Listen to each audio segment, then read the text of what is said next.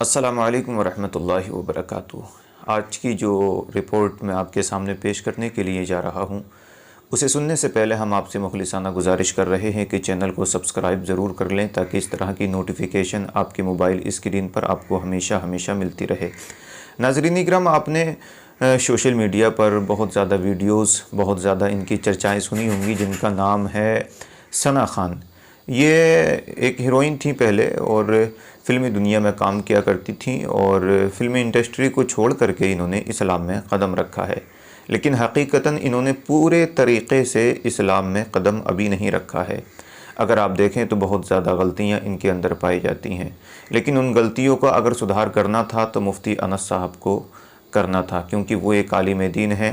مدرسے سے تعلیم حاصل کر کے آئے ہیں۔ انہوں نے بخوبی کتابوں کے اندر پڑھا ہوگا کہ کس طرح سے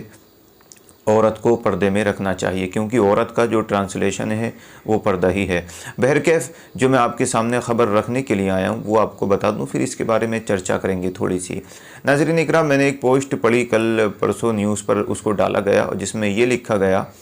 کہ ثنا خان جب اسلام میں انہوں نے اپنے قدم کو رکھا، یعنی پہلے یہ خیال رکھیں کہ مکمل طریقے سے بھی اسلام میں نہیں داخل ہوئی ہیں، وہ مکمل طریقے سے اگر داخل ہو جاتی تو مالدیپ وغیرہ میں جا کر کے جھولے میں جھول کر کے ویڈیو بنوانا، سوشل میڈیا پر ڈالنا، اس کے علاوہ جناب والا کشتیوں میں گھومنا اور ادھر ادھر سیلفیاں لے کر کے سوشل میڈیا پر ڈالنا، یہ سب کچھ وہ نہیں کرتی۔ بہرکیف میں بتانا یہ چاہتا ہوں کہ میں نے جو رپورٹ میں پڑھا میں آپ کو دکھا بھی رہا ہوں کہ ثنا خان کہتی ہیں کہ ایک وقت وہ تھا کہ میں اسلام میں داخل اس وجہ سے ہوئی ہوں کہ میں نے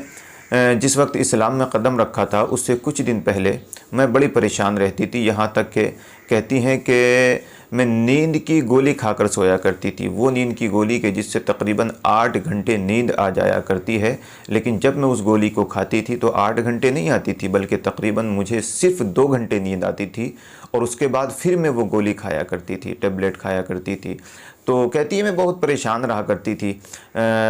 اسلام میں آنے سے پہلے،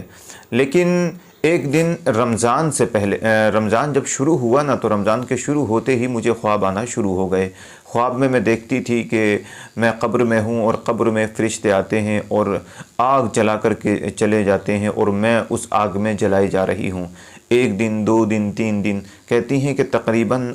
10 سے 15 دن میں اس آگ میں جلتی رہی، اور روزانہ میں اس خواب کو دیکھتی رہی۔ جب میں نے اس خواب کے بارے میں کسی سے پوچھا تو انہوں نے مجھے یہی بتایا کہ یہ گناہوں کی وجہ سے ہو رہا ہے۔ تو اس کے بعد میرے دل میں ڈر بیٹھ گیا، اللہ کا خوف، اللہ کا ڈر جب میرے دل کے اندر پیوست ہو گیا، اس کے بعد میں نے یہ دل میں خیال کر لیا کہ میں اب اسلام کے اندر داخل ہو جاؤں گی۔ کہتی ہیں کہ اس کے بعد پھر میں مفتی انس صاحب سے میری ملاقات ہوئی، اس کے بعد ملاقات ہونے کے بعد جو بھی ہے نکاح وغیرہ ہمارا ہوا، اور اسلام کی طرف میں آتی چلی گئی۔ لیکن میں حقیقتاً یہ بتا رہا ہوں کہ فل طریقے سے ابھی اسلام میں یہ داخل نہیں ہوئی ہیں۔ اگر مفتی فل طریقے سے اگر یہ اسلام میں داخل ہو جاتی تو آج اس طرح کے قدم بریچ پر جا کر اور مالدیپ میں جا کر کے نہیں اٹھاتی۔ دنیا تو دنیا یار، ہم بھی سپورٹ کریں گے اگر پورے طریقے سے اسلام میں داخل ہو جائیں۔ اور میں نے جو بیان سنا ان کا، بیان کے اندر بھی اگر آپ دیکھیں تو بہت چیزیں ایسی تھیں جو میری نظر میں غلط تھیں، جس میں سے انہوں نے ایک الفاظ اس بیان میں یہ بھی بولا ہے کہ اللہ پاک، اللہ تعالیٰ جل شانہ کو اللہ میاں کا لفظ کر کے بولا ہے۔ تو مفتی انس صاحب کو یہ ہونا چاہیے کہ ان کی اچھے سے اصلاح کریں، اور اچھے سے اصلاح کرنے کے بعد ان کو اسٹیجی پروگراموں پر بھیجیں، اور بالخصوص مفتی انس صاحب کو چاہیے کہ مالدیپ وغیرہ یہاں وہاں دنیا میں ان کو نہ گھمائیں، یہ شریعت میں بالکل جائز نہیں ہے۔ شریعت نے ہاں بیوی کو گھمانا یہ جائز ہے، میں اس سے نہیں روکتا، اگر بیوی ضد کرتی ہے تو بیوی کا دل خوش کرنے کے لیے ہم لے کے جا سکتے ہیں اس کو کہیں، اس سے میں نہیں روک سکتا، لیکن حیا، پردہ، یہ ساری چیزیں ہونا بے حد ضروری ہے۔ اگر یہ ساری چیزیں نہیں ہیں تو ہم شریعت کے خلاف قدم اٹھا رہے ہیں۔ بہرکیف آج کی اس ویڈیو کا یہیں اختتام ہم کر دیتے ہیں۔